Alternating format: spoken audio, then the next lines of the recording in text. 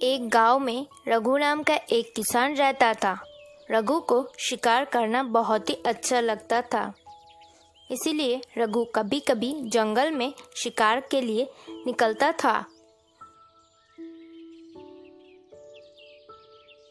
जब रघु शिकार पे नहीं जाता है, तब रघु घर के पास में खेती करता है। एक दिन रघु शिकार के लिए चलते चलते जंगल के बहुत ही अंदर चला जाता है।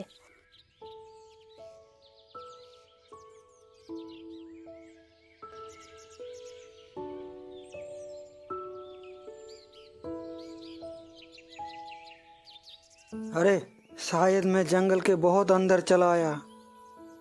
नहीं, मुझे इतना अंदर नहीं आना चाहिए था। इस तरफ तो कुछ ज़्यादा ही जानवर होता है। आज मुझे घर चला जाना चाहिए।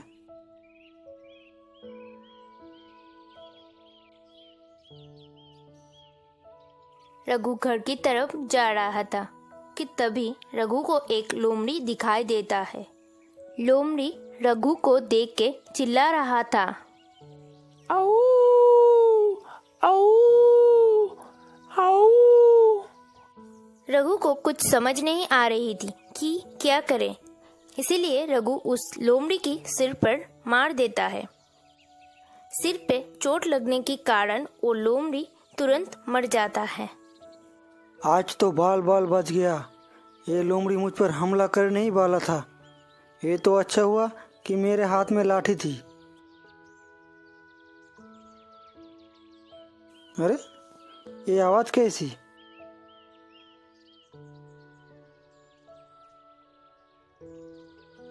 ये तो उस लोमड़ी की छोटा सा बच्चा है। इसका मतलब वो लोमड़ी मुझ पर हमला नहीं करने वाला था।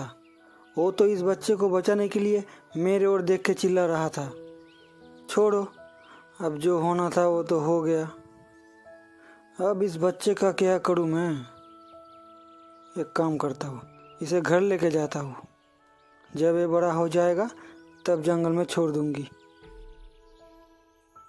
रघु उस लोमड़ी की बच्चे को लेकर घर चला जाता है।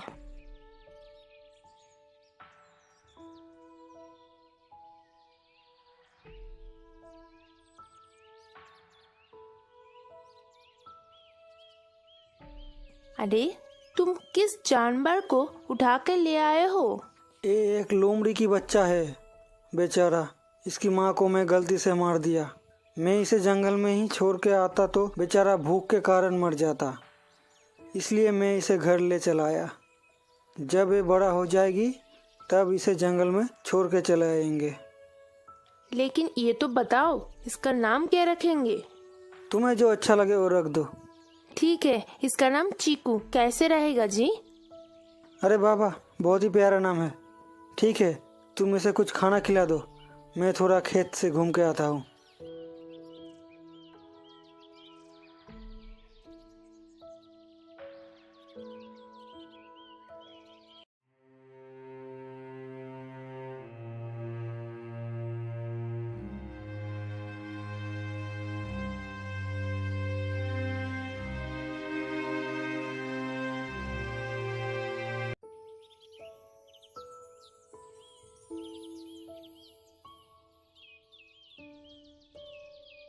देखते ही देखते चिकू बड़ा हो जाता है और बात भी करने लगता है।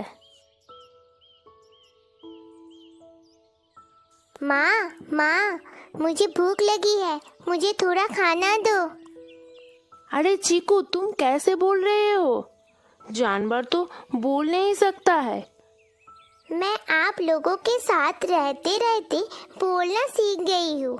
माँ, मुझे कभी भी जंगल में छोड़ के मत आना। मुझे डर लगता है। मुझे आप लोगों के साथ ही रहना है।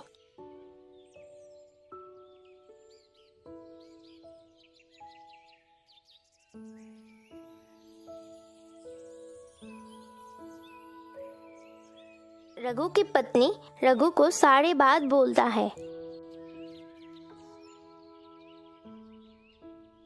क्या बात कर रहे हो? चीकू बात कर रहा है। हाँ पापा, मैं बात कर सकती हूँ। तुमने देखा? चीकू मुझे पापा करके बुलाया। मैं तुझे कभी भी जंगल में छोड़ के नहीं आऊंगी। तू आज से इस घर की बेटा है।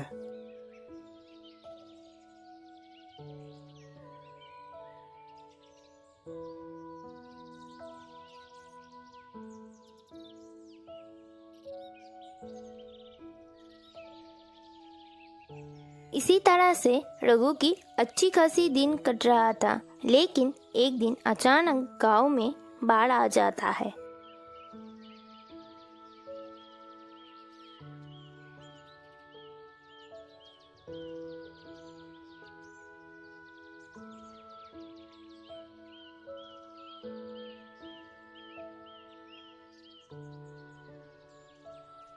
उस बाढ़ में सारे खेत डूब जाता है। अरे ये बाढ़ कहाँ से आ गई? बाढ़ के कारण सारे खेत खराब हो गई है। अब हम क्या खाएंगे, कैसे क्या करेंगे, कुछ समझ नहीं आ रहा है।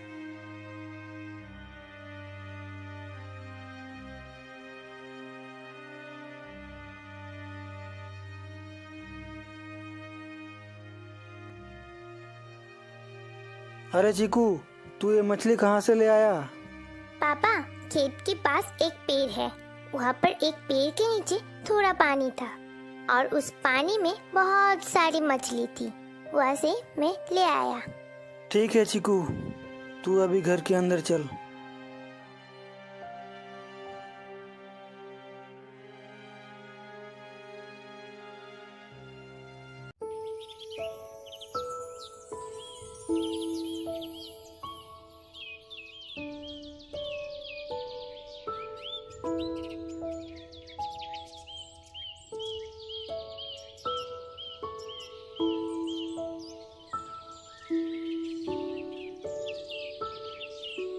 कुछ दिन बाद चीकू जंगल में चलते चलते बहुत दूर चला जाता है।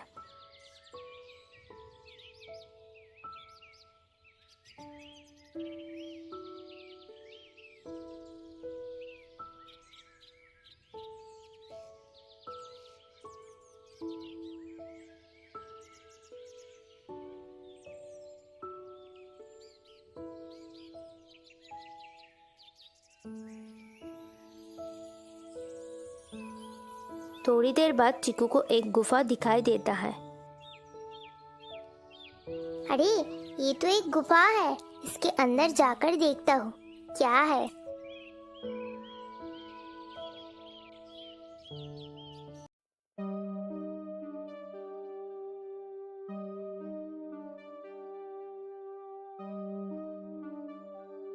अरे, ये सब क्या है, इतना चमक रहा है?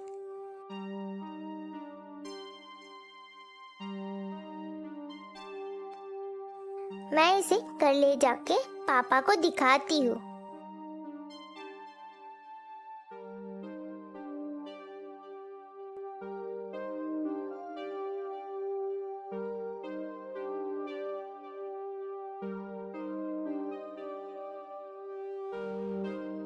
चीकू, तुझे ये कहाँ से मिला? ये तो सोना है। पापा, जंगल के अंदर एक गुफा है, उस गुफा के अंदर मुझे ये सब मिला। पापा, गुफा के अंदर ऐसे और भी है, आप मेरे साथ चलो, बहुत सारे ले आएंगे। ठीक है बेटा, चल।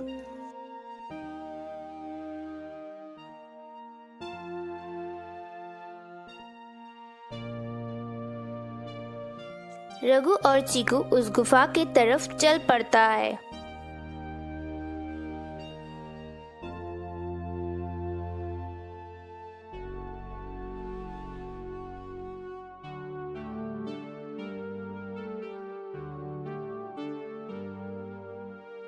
पापा, यही है वो गुफा।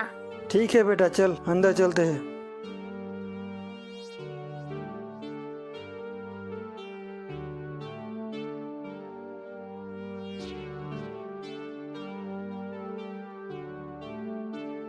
अरे चीकू, तूने तो बिल्कुल सही कहा था, यहाँ पे तो बहुत सारे सोना और हीरा है। ये सोना और हीरा क्या होता है पापा?